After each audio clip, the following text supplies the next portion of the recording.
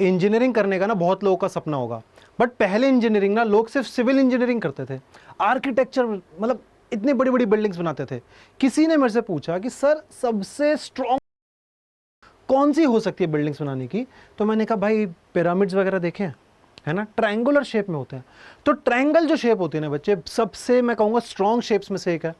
तो क्यों हम ट्रायंगल्स के बारे में पढ़ रहे हैं? सिर्फ इस रीजन से। तो मैं आयुष सिसोदिया आपका इस अमेजिंग से प्लेटफॉर्म पे स्वागत करता हूं, और आज हम पढ़ेंगे अ टेल ऑफ 3 इंटरसेक्टिंग लाइंस, क्योंकि इससे बनता है मेरे पास एक ट्रायंगल। तो चलिए जरा ट्रायंगल्स के बारे में जानेंगे। सबसे पहले हम जानेंगे कि आखिरकार एक ट्रायंगल होता क्या है ना। तो मैं आपको एक बेसिक डेफिनेशन दूंगा।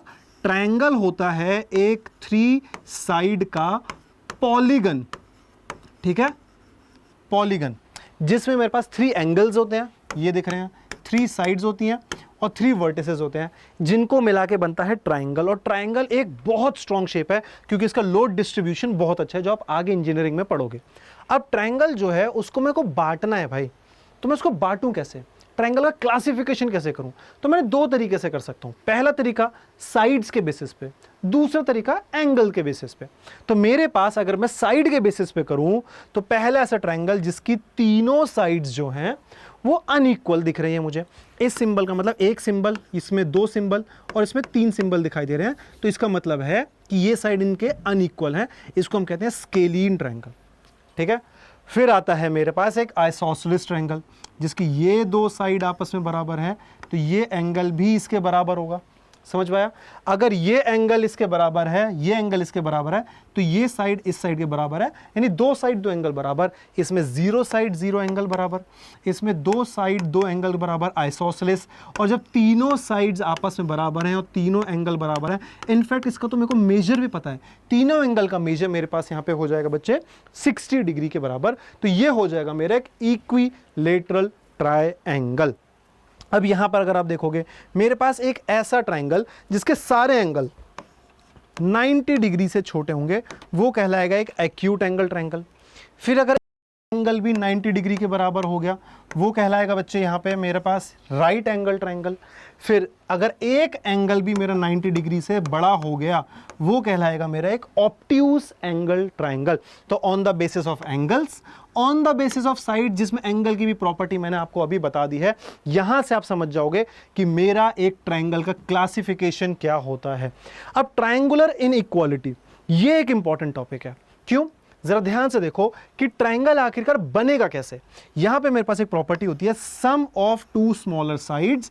अगर मैं किसी भी 2 साइड्स को यहां पे ऐड कर दूं ट्रायंगल की, तो सबसे लंबी साइड से बड़ा होगा। कैसे?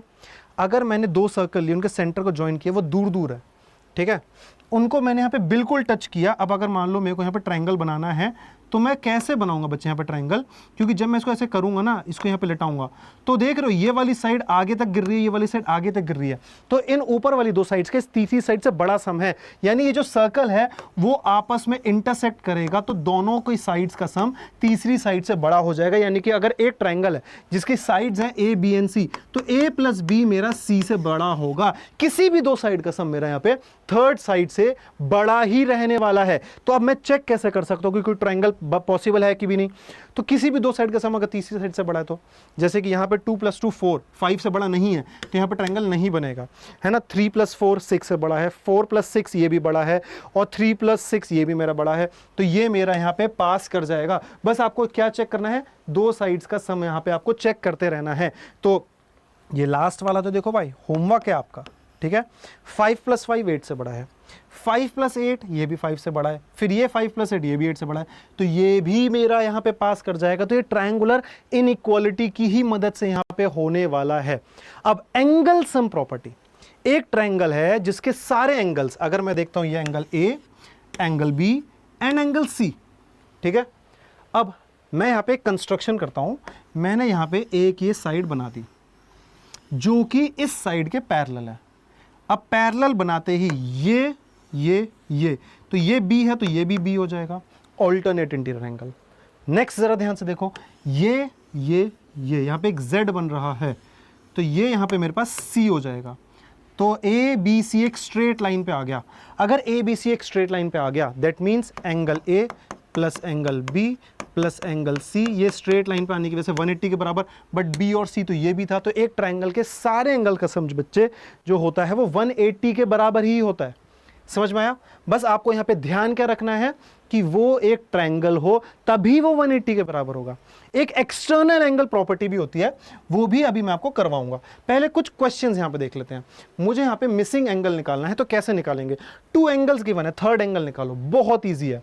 मान लेते थर्ड एंगल है एक्स, तो तीनों एंगल का जो सम है बच्चे मेरे पास वो 180 के बराबर होगा कि नहीं होगा, ये मुझे अभी पता है। यहां से थर्ड एंगल निकाल लो, सिंपल, उसको उधर ले जाके सब्ट्रैक्ट कर दो। ये कितना हो जाएगा मेरे पास है 108, इधर आके सब्ट्रैक्ट हो जाएगा, तो मेरे पास यहाँ पे x की वैल्यू 72 के बराबर हो जाएगी। बहुत ईजी क्वेश्चन लेता हूं। 2 एंगल्स मेरे पास यहाँ पे क्या है 150 और 15, find the third. Same property मुझे लगानी है, बिल्कुल सेम प्रॉपर्टी। यहाँ पे ये 150 है इसको, और ये 15 है, 165, 180 में से माइनस कर 165, बचा मेरे पास क्या है 15, यानी अगेन मेरा तीसरा एंगल 15 के बराबर हो जाएगा यहाँ पे। Simple question. नेक्स्ट देखो, can a triangle exist where all 3 angles are exactly 70, why and why not? क्या तीनों एंगल 70 हो गए? तो 70 प्लस 70 प्लस 70, यानी 70 इंटू 3 यानी ये, बट तीनों का सम तो 180 के बराबर होना चाहिए, ये तो उससे भी ज्यादा हो गया, तो ट्रायंगल कंस्ट्रक्ट ही नहीं हो सकता। यहां पे आप जरा ध्यान से देखो, समझ में आ रहा है? इन ट्रायंगल एबीसी, बी मेरा सी के बराबर है, ए मेरा 50 के बराबर है, फाइंड बी एंड सी। अब ये एक आइसोसेलेस ट्रायंगल है जिसमें बी मेरा सी के बराबर है, ये इसके बराबर है, इसको x मान लो x, और ये मेरा हो गया 50, तो 50 प्लस 2x, ये मेरा 180 के बराबर हो जाएगा। ये उधर जाके सब्ट्रैक्ट हो जाएगा, तो मेरे पास 130 बचा, 130 बचा, तो 2x की वैल्यू 130, x की वैल्यू मेरे पास यहाँ पे 65 के बराबर आ गई। अगेन बहुत इजी। तो इस टाइप के क्वेश्चन आपके जब एग्जाम में आएंगे तो आप आराम से इजीली इनको सॉल्व कर पाओगे। अब यहाँ पे कंस्ट्रक्शन अगर आपको करनी है तो अगर देखो, जो भी आपको ट्रायंगल बनाना है, सबसे पहले आप स्केल लेके बेस ड्रॉ करो, फिर आपको यहां से जो भी लेंथ गिवन हो, मान लो आपको 6 सेंटीमीटर गिवन, आपने 6 के बना लिया। अब 7 सेंटीमीटर, तो यहां से ये रखो, 7 सेंटीमीटर खोलो, ये आर्क बनाए, है ना। फिर वहां से मान लो 8 था, तो यहां पे रखा, 8 सेंटीमीटर रखा, ये आर्क बनाया। ये जो पॉइंट आ गया इसको बस आपको ज्वाइन कर देना, और ये आपका ट्रायंगल आ गया 5 7 8। मैंने नीचे 5 लिया था ना, 6 लिया था, सॉरी, ठीक है। कुछ इस तरीके से आपका ट्रायंगल बन जाएगा। बस कंस्ट्रक्शन में याद रखना कि आपकी पेंसिल थोड़ी शार्प हो। अब कुछ और इंपॉर्टेंट चीजें कि एक एल्टीट्यूड क्या होता है।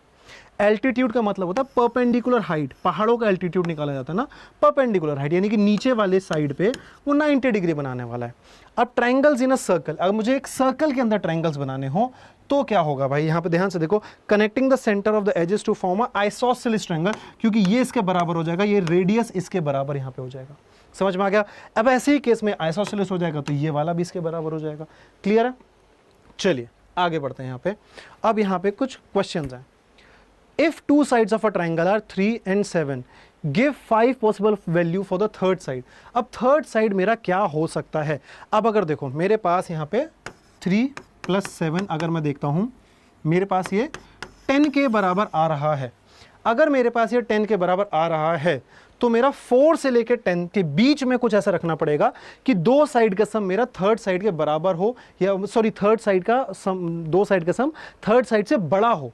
तो कोई भी मेरी वैल्यू जो इस कंडीशन को फुलफिल कर सके तो मैं उसको यहाँ पे आंसर मान सकता हूँ। जैसे कि आप 5 ले सकते हो, 6 ले सकते हो, 7 ले सकते हो, 8 ले सकते हो, 9 ले सकते हो, उनके बीच का कुछ भी ले सकते हो। सेकंड क्वेश्चन देखो, does an equilateral triangle with sides 50 50 50 exist? बच्चे यहाँ पे 50 नहीं होगा, वैसे साइड्स तो 50 एग्जिस्ट, हाँ sides 50 50 it can exist, but angle नहीं एग्जिस्ट कर सकता, ठीक है। एंगल तो 60 60 60 ही होगा। How many different right angle triangles exist with a base of 5 centimetre? मतलब आप कुछ भी बना सकते हो, 5 सेंटीमीटर बेस ही तो लेना है, बाकी आप ऊपर जो मर्जी लेते रहो और उसको यहाँ पे ज्वाइन करते रहो, बस आपको ज्वाइन ही करना। तो बेस तो मैं कितने भी ले सकता हूँ, बेस तो मेरा 5, मतलब ये भी पॉसिबल है, इन्फानाइट इसका आंसर हो जाएगा। तो अब आई होप यहाँ तक आपको बिल्कुल क्लियर हो गया होगा। एक बार फटाफट से रिवीजन कर लो कि साइड्स और एंगल के बेसिस पे हमने क्लासिफिकेशन कर दिया। मेरे पास क्या प्रॉपर्टी है, एक तो कि सारे एंगल का सम मेरा 180 होगा, दूसरा दो साइड का सम मेरा हमेशा तीसरी साइड से बड़ा रहने वाला है, और एक एक्सटीरियर एंगल प्रॉपर्टी भी रहती है कि मान लीजिए एक ट्रायंगल है, ये मान लेते हैं, और एक ये तो एक्सटीरियर एंगल का जो सम है बच्चे, वो बचे हुए दो एंगल का बराबर होगा, यानी इस एंगल के साथ और इस एंगल के बराबर होगा। ये मेरी एक एक्सटीरियर एंगल प्रॉपर्टी है। और एक और बहुत अमेजिंग प्रॉपर्टी बच्चे क्या है कि आप अगर हमारे बैचेस को ज्वाइन करना चाहते हैं, आपको सिर्फ कोड लगाना है ASH100 और आपको बहुत अमेजिंग डिस्काउंट मिलेंगे। और सारे नोट्स वगैरह के लिए इस टेलीग्राम ग्रुप को ज्वाइन कर लेना। मिलेंगे बच्चे हम लोग एक और अमेजिंग से सेशन में। बाय बाय बच्चों एंड टेक केयर।